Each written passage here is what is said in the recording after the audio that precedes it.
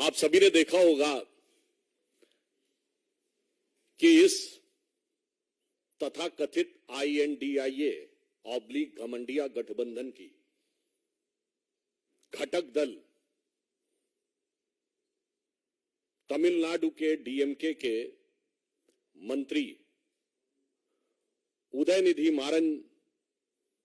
उदयनिधि जो स्टालिन जी के बेटे हैं, उनका जो एक बयान आया है उससे ये मोहब्बत के दुकानदार का असली किरदार अब पूरी तरह उजागर हो गया है। क्योंकि हम ये कह रहे हैं कि ये कोई आइसोलेशन में दिया गया बयान नहीं है। This is not an statement given in isolation, but it is having a complete consequential sequence. आप पिछले कुछ समय से देखिए, बिहार के शिक्षा मंत्री पहले हिंदू धर्म ग्रंथों के बारे में बयान देते हैं, ये भी INDIA ऑब्लिक घमंडिया के घटक दल है। फिर उत्तर प्रदेश में स्वामी प्रसाद मौर्य अभी चंद दिन पहले हिंदू धर्म धोखा है बोल चुके हैं। याद करिए, इससे पहले कर्नाटक में वर्तमान में PWD मिनिस्टर सतीश झारकीवली, जो कांग्रेस पार्टी के हैं, मुख्य घटक घमंडिया गठबंधन का, ये बोल चुके हैं हिंदू शब्द बड़ा गंदा है, जब ये कार्यकारी अध्यक्ष हुआ करते थे कर्नाटक प्रदेश कांग्रेस के। गोपाल इटालिया, जो इस समय आम आदमी पार्टी के महासचिव हैं, जो गुजरात आम आदमी पार्टी के अध्यक्ष हुआ करते थे, वो बोल चुके हैं कि मंदिर नहीं जाना चाहिए, देवी देवताओं की पूजा नहीं करनी चाहिए। और अब उससे पूर्व के भी दौर की बात याद करें तो जब ये सत्ता में थे, जैसे आज आदरणीय गृह मंत्री जी ने बात याद दिलाई है कि क्या कहते थे, मुस्लिम should have first right over the national resources of India. इन्होंने अपने मन से तथाकथित हिंदू आतंकवाद की पूरी थ्योरी गढ़ ली थी। याद करिए, जनवरी 2013 UPA सरकार के गृह मंत्री सुशील कुमार शिंदे जयपुर में यह बयान देते हैं कि हिंदू टेरर कैंप्स चल रहे हैं, और जब सदन में उनसे पूछा जाता है, आप होम मिनिस्टर हैं, आपने बयान दिया है तो सबूत दीजिए, तो अपना स्टेटमेंट विड्रॉ कर लेते हैं कि मैंने ऐसे ही कहा था। इसलिए ये जो घटनाएं हैं ये केवल ऐसे ही नहीं हो रही हैं। इससे पूर्व भी तमिलनाडु में कोलत्तूर गांव, पेरम्बूर जिला, वहां पर कुछ साल पहले यह कह दिया गया कि मुस्लिम समाज की आबादी 70% हो गई है तो मंदिरों में पूजा नहीं होनी चाहिए, क्योंकि उनकी धार्मिक भावनाएं हर्ट होती हैं। और इसी गठबंधन के घटक दल DMK की सरकार ने उसे एक्सेप्ट कर लिया। वो तो मद्रास हाई कोर्ट ने इंटरवीन किया कि किसी भी समुदाय का बहुमत हो गया है, इसके आधार पर दूसरे समुदाय की पूजा नहीं रोकी जा सकती। केरल से कश्मीर तक सेकुलरिज्म के सारे सूरमा मुंह में दही जमाकर बैठते रहे। और आज जो एक घटना हुई है जिस पर हम आपका ध्यान आकर्षित करने के लिए आए, इस पूरी श्रृंखला को देखिए। और ये जो घटना हुई है, इसमें तमिलनाडु के मंत्री उदयनिधि जिस कॉन्फ्रेंस में पार्टिसिपेट कर रहे थे, उस कॉन्फ्रेंस का शीर्षक क्या था? इरेडिकेशन ऑफ सनातन धर्म। ये कोई बाई चांस मुंह से निकला बयान नहीं था, ये बाकायदा एक कॉन्फ्रेंस हो रही है जिसका शीर्षक है इरेडिकेशन ऑफ सनातन धर्म। हिंदी में कहेंगे सनातन धर्म का समूल नाश। इरेडिकेशन की हिंदी हुई सनातन धर्म का समूल नाश।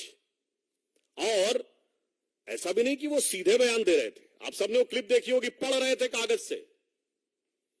इसका मतलब it was well thought after, well written, with a proper design, with a proper conclusion। और यह भी मुझे आश्चर्य हो रहा है, मुंबई में बैठक खत्म हुई और 24 घंटे में धमाका। मैं पूछना चाहता हूं कि ये उदयनिधि को किसने लिख के दिया था कागज? और इसमें इस गठबंधन का क्या रोल है? मुंबई में आपकी बैठक खत्म होती है और 24 घंटे के अंदर आप ये बोल देते हैं कौन सी योजना बनाई थी आपने। और जब आप किसी समुदाय, किसी संस्कृति के समूल नाश की बात करते हैं तो मैं कहना चाहूंगा unequivocally and technically it is the case of hate speech, and we are not having any ray of hope from any government of this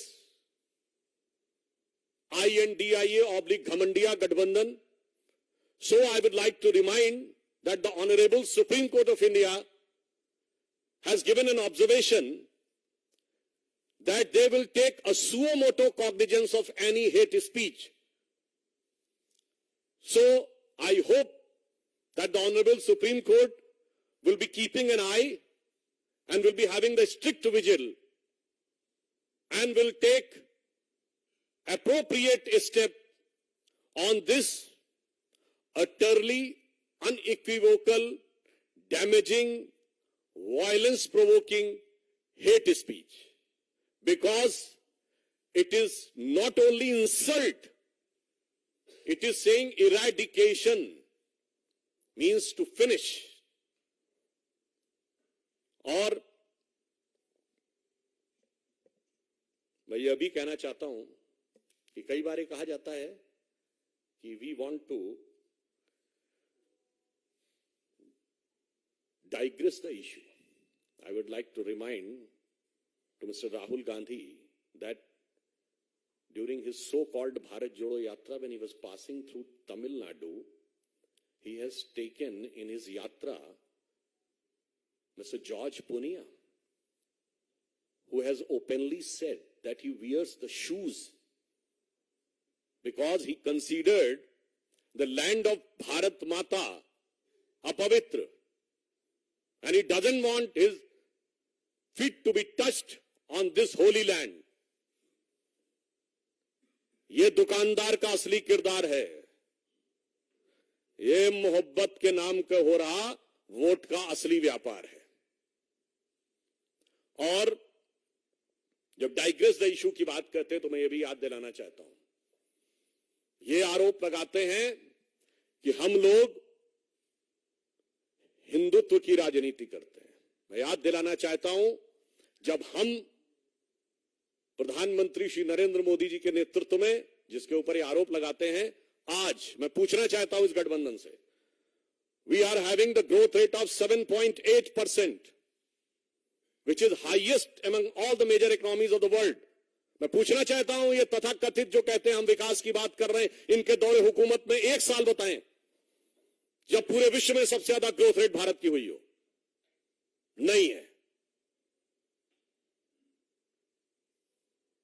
ये बताइए, हमारी जब जब सरकार रही है, ग्रोथ रेट महंगाई की दर से ऊपर रही है। इनकी जब जब सरकार रही है, महंगाई की दर ग्रोथ रेट से ऊपर रही है। अरे इनके जमाने में तो वो मजाक उड़ता था, आप सबको याद होगा, इंडिया की ग्रोथ रेट क्या रहती थी? 1.82%। And those who remember in 1980s it was reduced कि भारत तो 2% से ऊपर जा ही नहीं पाएगा, because it is a Hindu rate of growth.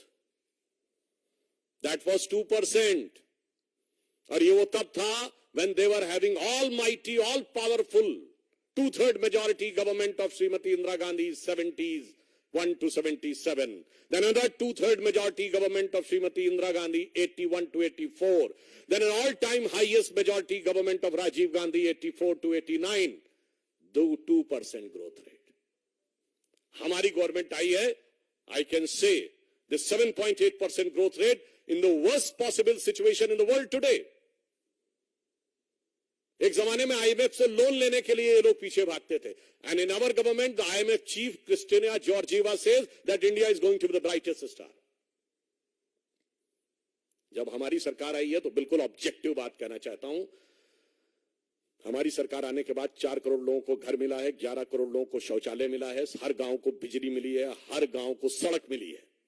50 crore Jan Dhan योजना अकाउंट बने हैं, 50 करोड़ आयुष्मान भारत मिला है। तो जब इनका एजेंडा साफ है कि हिंदू धर्म का समूल नाश करना है, सनातन धर्म का समूल नाश करना है, तो यह सिर्फ कोई धर्म संस्कृति का विषय नहीं है, यह भारत के समूल नाश करने का आधार है। और यह बात मैं इसलिए भी कहना चाहता हूं, भारत के वो हिस्से जहां इरेडिकेशन ऑफ सनातन धर्म हो गया, in the latest history Pakistan, what happened? आज तबाही का मंजर है कि नहीं? And in India, Kashmir, what happened before 2019? What was the growth rate? What was the employment rate? What was the education rate?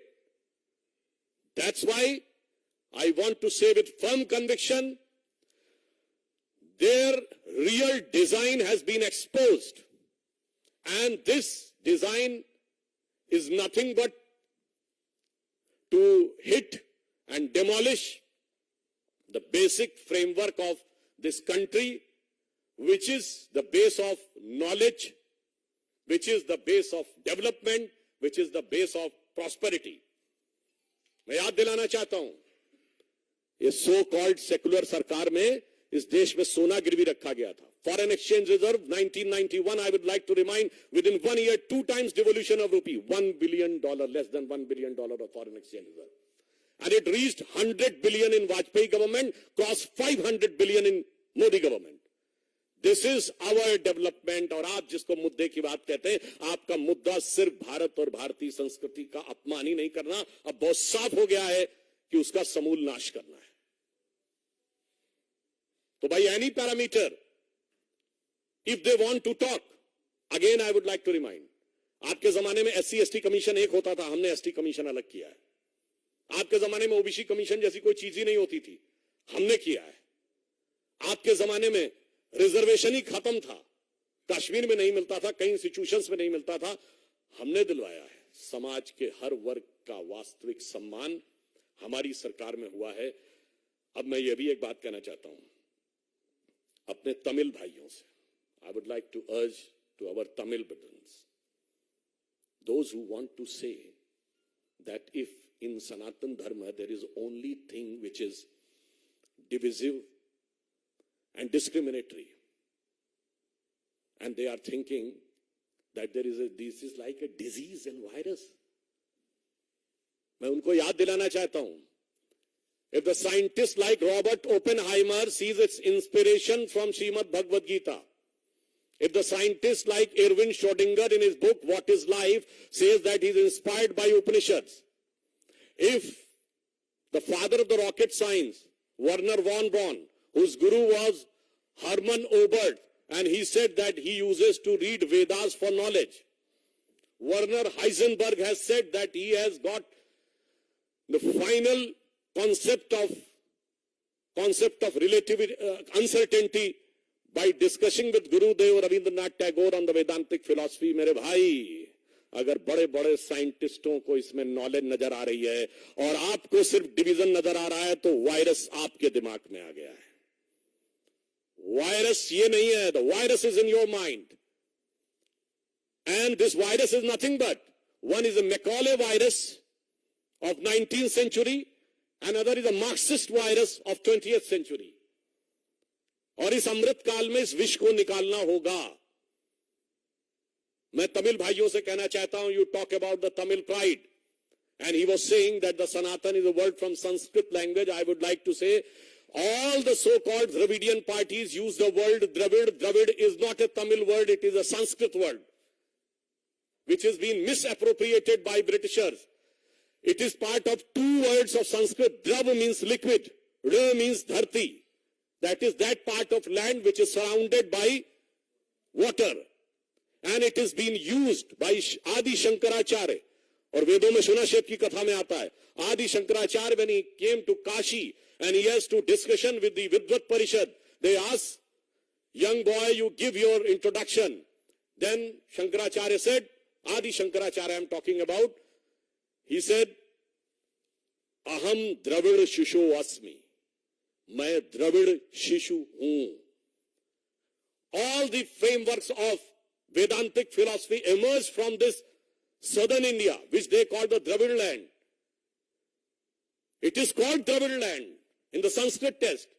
अद्वैत के प्रवर्तक शंकराचार्य केरल से, द्वैत के प्रवर्तक मध्वाचार्य कर्नाटक से,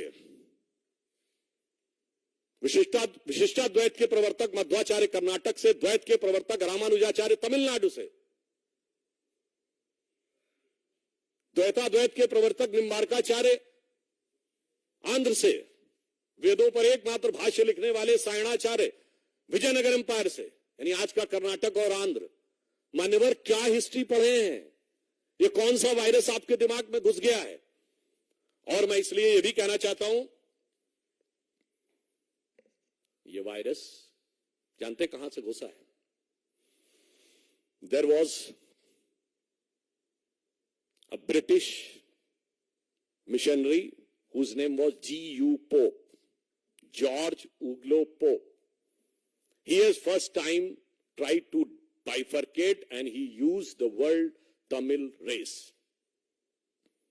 मैं कहना चाहता हूं, जाके पढ़ो उसने क्या क्या लिखा है आपके बारे में। इतनी निगेटिव बातें भी लिखी हैं। And those who want to cherish, there was another father, his name was John Lazarus. He has written objective thing, but you are not ready to accept the objective thing. G.U. Pope has written all the thing with design, और वो समझ में आने का प्रयास होता है। I would just like to say that in Thirukkural, 1,330 verses were written by our esteemed Tamil saints, और उसमें 3 पार्ट, परुल आगम काम, धर्म अर्थ काम, जो धर्मशास्त्र में लिखा है। मगर अफसोस ये है कि ये मैकाले और मार्क्स का वायरस ऐसा घुस गया है कि अपनी ही नहीं पढ़ रहे हैं संस्कृति। मैं आज के युवाओं से कहना चाहूंगा, मैं उदयनिधि से भी कहना चाहूंगा, अरे वो दिन गए जिस ढंग की फिलॉसफी पे आप बात कर रहे हैं। Shed this virus of 19th century of Macaulay and 20th century of Marx. Come today and see what Modi ji is doing. हमने तमिल संस्कृति को जो सम्मान दिया है, Singol, which has been discarded by Jawaharlal Nehru, has been established with full honor and prestige in the new Parliament of India. It was an initiative of our Prime Minister Shri Narendra Modi. I would like to remind, there was a very famous Tamil scripture, Chillupatikaram, जिसमें कन्नगी अम्मा और कोवलम की कथा है। और जब कन्नगी देवी के साथ अन्याय होता है तो कहा जाता सिंगोल टेढ़ा हो गया था। And they want to ridicule, they are ridiculing the Tamil culture. And if you want to have Tamil pride there, yes, it is there. In the CERN laboratory, which is the biggest, one of the biggest scientific laboratory of the world in Europe, which has discovered the Higgs boson, the fundamental particle, और उसकी lobby में जाइए तो नटराज की मूर्ति लगी हुई है, which is from Tanjavur in Tamil Nadu. Modi ji has got, you remember the Xi Jinping to Mahabalipuram. Has anybody ever thought about the Tamil influence over China?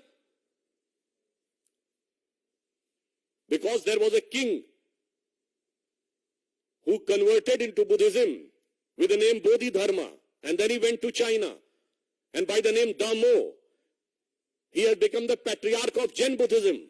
At one point of time, almost 80% of China was Buddhist, and they considered this king from Mahabalipuram as their patriarch. This was Modi ji had thought about it. So, I would like to say, whether it is the development, whether it is the education, whether it is the self-pride, in all the aspects, there is no comparison between NDA under the leadership of Prime Minister Shri Narendra Modi and INDIA/Ghamandia under the leadership of Pehchan Kaun. But this today's instance is painful, This is very damaging, but it is eye-opening also. अब मुझे लगता है कि राहुल गांधी और Congress party के पास कोई जवाब नहीं रह गया है।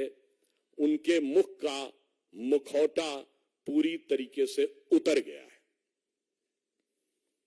इसलिए मैं अंत में कहता हूं, हम भारत के जिस विकास की ऊंचाई पर मोदी जी के नेतृत्व में ले जा रहे हैं, ये सिर्फ सनातन धर्म का ही नाश नहीं करना चाहते।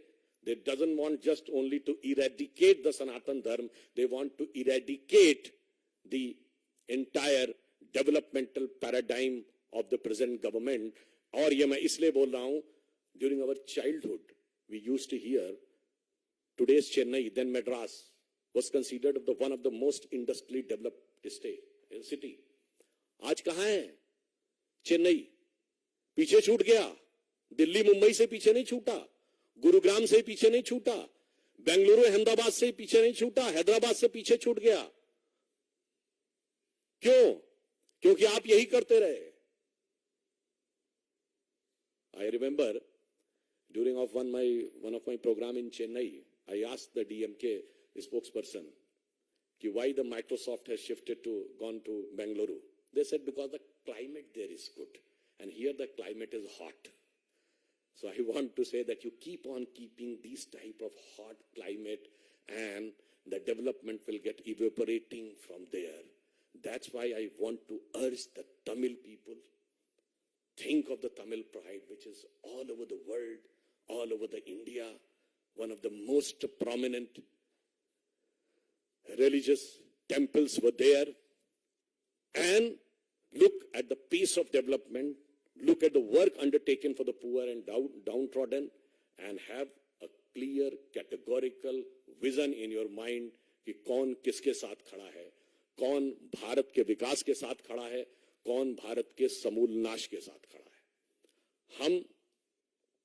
we want to say कि हम उस भारत के साथ खड़े हैं जो अब दुनिया में नई छलांग लगाने के लिए आगे बढ़ रहा है, और जिसको पूरा विश्व दुनिया से, पूरे दुनिया भर से सब लोग उसका सम्मान कर रहे हैं।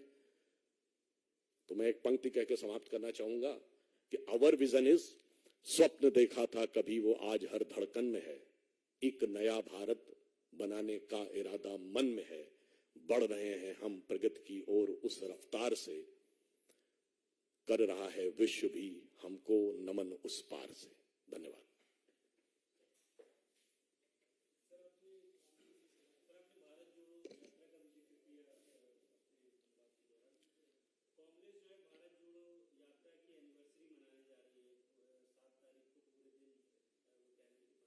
बरसी मनाने जा रही है। Again, I would like to re-emphasize, I am having 3-4 clear categorical questions. मैं उसको re-emphasize कर देना चाहता हूँ। Number 1, the name of the conference was Eradication of Sanatan Dharma. I want a clear answer from Congress Party. You are in favor of eradicating Sanatan Dharma और हिंदू धर्म? हिंदी में कह देना चाहता हूं, मैं कांग्रेस पार्टी से साफ पूछना चाहता हूं, आप सनातन धर्म और हिंदू धर्म के समूल नाश के पक्षधर हैं या नहीं? नहीं तो गठबंधन पे क्या विचार है? पॉइंट नंबर 2, वो पढ़ रहे थे उदयनिधि, वो कागज उनको किसने दिया पढ़ने का? पॉइंट नंबर 3, इस गठबंधन की मुंबई बैठक के 24 से 48 घंटे के अंदर यह घटना कैसे हुई? वो साफ करें कि क्या उन्होंने कोई ऐसी योजना वहां बनाई थी? एंड पॉइंट नंबर 4, ये हमारे हिसाब से हेट स्पीच है और इसके ऊपर तमिलनाडु सरकार को कार्रवाई करनी चाहिए। And point number 5, that we urge and request the Honorable Supreme Court of India that you have said that you will keep, Supreme Court will keep an eye and will take a suo motu cognizance of hate speeches, that they should examine it and take an appropriate action in accordance with the law.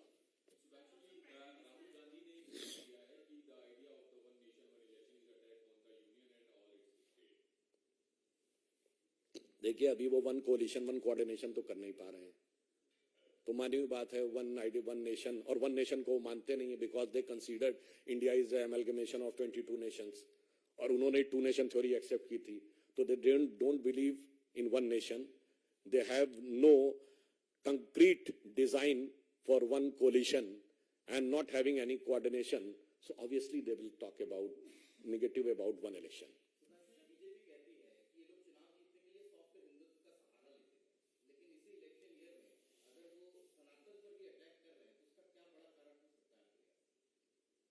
देखिए, जानते क्या हो सकता है?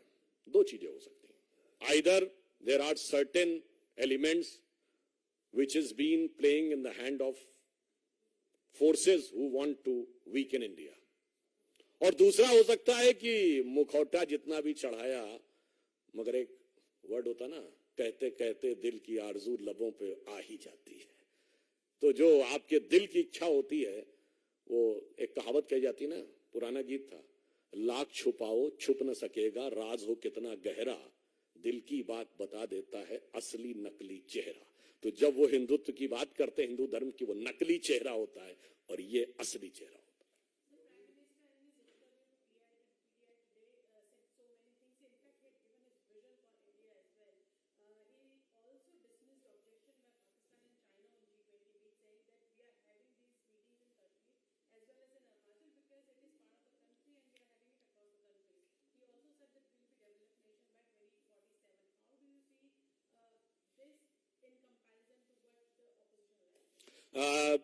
During the opposition time, Kashmir Valley was witnessing Bharat Tere Tukde Honge.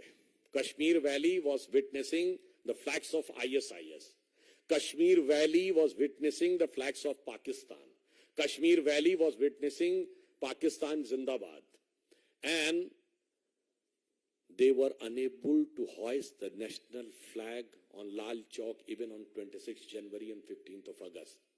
And not only this, during their tenure, the most pious mosque of the Muslims in the entire country, Hazrat Bal, was captured by terrorists.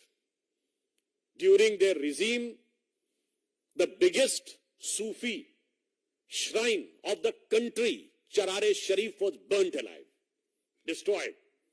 And during our regime, जो कहते थे तिरंगे को कंधा देने वाला नहीं मिलेगा, डल लेक के किनारे तिरंगे की कतार देखिए और G20 समिट हो रही है. इन्वेस्टमेंट मैक्सिमम हो रहा है, मैक्सिमम टूरिस्ट आ रहे हैं, डेवलपमेंट का बेस आगे बढ़ रहा है. That is the different picture between their rule and our rule.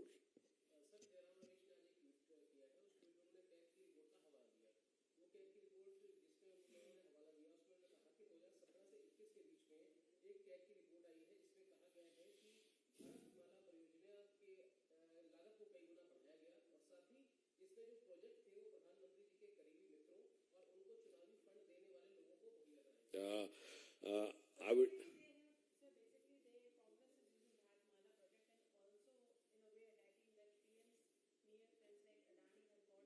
नहीं, आपने इम्प्लिसिट बोला, I will give the explicit answer. Overt covert दोनों. I am saying Jairam Ramesh ji is a quite well read person, so I would like to him to just look at it. You are talking about per kilometer 18 crore rupees. It was just in the simple situation. And what is written in that? The tunnels, the flyovers, and the overbridges exempted. That will have a different cost. Can we imagine that the making 1 kilometer road on a plain road and 1 kilometer in the tunnel is same cost? And if in this expressway there are 2, 3 over, in some places there are 4 overlapping, 8 lanes, it's for 1 lane. So अब तो ये तो वो बात हो गई ना कि 1 स्क्वायर मीटर पे कंस्ट्रक्शन की कॉस्ट इतनी है, तो 1 मंजिल की भी उतनी होगी और 10 मंजिल की भी उतनी होगी. ऐसा तो नहीं हो सकता. तो जयराम रमेश जी समझदार हैं, समझ तो सब रहे हैं, मगर क्या करें, किरदार तो उस दुकानदार के इशारे पर निभाना है, इसलिए क्या कर सकते हैं. और फिर हम ये भी कहना चाहते हैं, I would like to remind, when in Bofor's case, when CAG has given an adverse report, and it was not just by the CAG, because the finance ministry of Rajiv Gandhi government has appointed an agency called Fairfax, and based on the findings of the Fairfax, then CAG has given an adverse remark on Bofors. What was the statement of Congress party? कि इनकी full pant के नीचे half pant है CAG के. This was a respect for the institution, and we are giving clear, categorical clarification.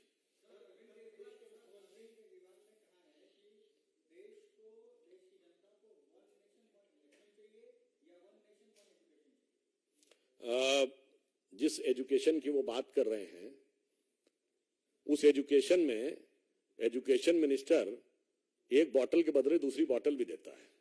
आपको देश में कोई ऐसा शिक्षा मंत्री नहीं मिलेगा. अच्छा चलिए, I give U A question, you enlighten me that in any state have you heard कि शराब मंत्री और शिक्षा मंत्री एक ही हो, और शराब मंत्री शराब पीने की एज कम कर रहा हो और एक पौवे के बदले दूसरा पौवा फ्री दे रहा हो. मतलब शिक्षा मंत्री कहे शिक्षा चला रहा हूं और दूसरा चेहरा बन के शराब मंत्री में कहे एक पौवे के बदले दूसरा पौवा फ्री. इसे कहते हैं चेहरे पे कई चेहरे लगा लेते हैं लोग. और केजरीवाल जी तो अद्भुत माहिर व्यक्ति हैं. मतलब बताइए 10 साल में जितने किरदार उन्होंने बदले हैं वो तो मतलब अद्भुत है. आप तो उसकी तुलना ही नहीं करते हैं, तुलना ही नहीं कर सकते. मतलब जिनके खिलाफ बोलते थे आज उनके साथ में खड़े हो गए. और इतना ही नहीं, जैसे कहते ना वो एक लाइन थी, रफ्ता रफ्ता वो मेरी हस्ती का साया हो गए.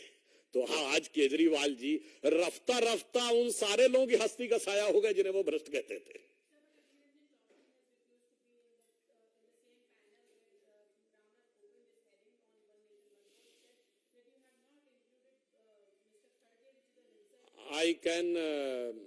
I am having respect for Shri Adhir Ranjan Chaudhary ji. He is a leader of the opposition, but I am fully sympathizing with him. I am also having respect for him because I am member of PSC and he is the chairman of PSC. So I am having personal interaction with also. But unfortunately, what he is saying, I am having full respect for him. What type of disrespect has been given by Congress to him? Because when he said in Kolkata that the Trinamool Congress government is killing Congress workers, he said there is no democracy in West Bengal. He approached to the court, but he was ordered to put tape on his mouth the moment he landed in Bengaluru. And not only this, for the first time in the history of India, when a no confidence motion was moved against a government, leader of the opposition has not initiated it. Forget about initiated. His name was not there in the list.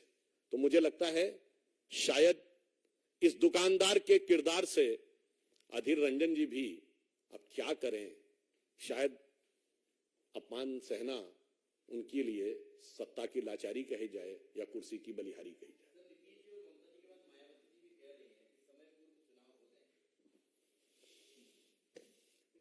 देखिए, मेरा ये कहना है सबको अपने अपने कयास लगाने का हक है, तो जिसको जो कयास लगाना हो लगाए, परंतु हमारी सोच चुनावों तक सीमित नहीं है. I would like to remind in 15th of August this year what Prime Minister Modi ji has said.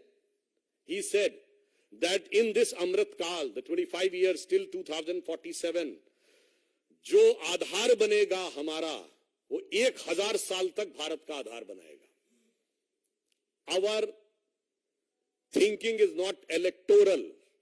Our thinking is civilizational. हमारी सोच चुनाव मूलक नहीं, सभ्यता मूलक है. इसलिए हमारी सोच या मोदी जी की सोच का वो बराबरी करने की सोच भी नहीं सकते. धन्यवाद. अरे अकेले पा गए तो यार एकदम.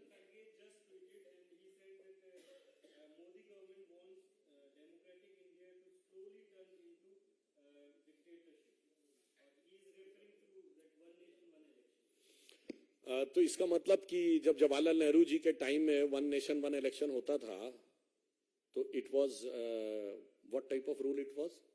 तो मुझे समझ में नहीं आता है, ये कांग्रेस के नेता अपने नेताओं को बदनाम करने में भी कोई चिंता नहीं करते. मतलब अगर मोदी जी पे अटैक करना हो तो नेहरू जी गलत थे. मोदी जी के प्रति घृणा इतनी है कि सरदार पटेल साहब की दुनिया की सबसे बड़ी मूर्ति बनी है. पूछिए आज तक कोई कांग्रेसी गया है उस मूर्ति पे फोटो खिंचाने? कितनी हकारत भरी हुई है. अपने नेता को छोड़ दिया. और ये सेकुलरिज्म के सूरमाओं से पूछता हूं, डॉक्टर एपीजे अबुल कलाम के नमाज़े जनाजा में कितने गए थे? सिर्फ इसलिए कि हमने राष्ट्रपति बना दिया था उनको। चलिए वो छोड़िए, पूछिए जाके कलाम मेमोरियल में कितनों का फोटो है।